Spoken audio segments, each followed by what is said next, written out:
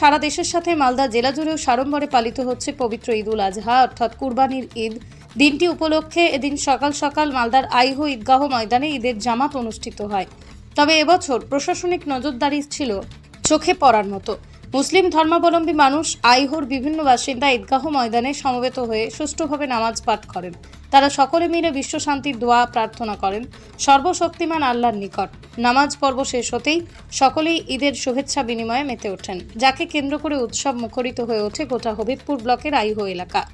আজকের দিনটা হচ্ছে ঈদ উল আজহার দিন, অর্থাৎ আমাদের দুইটা পর্ব হয় বছরে, একটা হচ্ছে ঈদ উল ফিতর, একটা হচ্ছে ঈদ উল জুহা অথবা ঈদ উল আজহা। কিন্তু এখানে ঈদ উল জুহা বলছে, কিন্তু আসল নাম হচ্ছে ঈদ উল আজহা বা বকরা ঈদ আরবিতে বলা হয়। তো যাই হোক, এই আরবি মাসের এই মাসটার নাম হচ্ছে জিলহজ মাস, বছরের শেষ মাস জিলহজ মাস, সম্মানিত মাস। তাই এই মাসে আমাদেরকে আল্লাহ তাআলা দান করেছেন দুইটা জিনিস, একটা হচ্ছে হজ, দ্বিতীয় হচ্ছে কুরবানি অর্থাৎ উৎসর্গ। কুরবানির অর্থ হচ্ছে উৎসর্গ।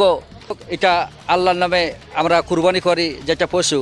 তো আজকে আমরা এখন এটা আমরা একসঙ্গে ঈদগাহতে নামাজ পড়ি দুটো জামাত।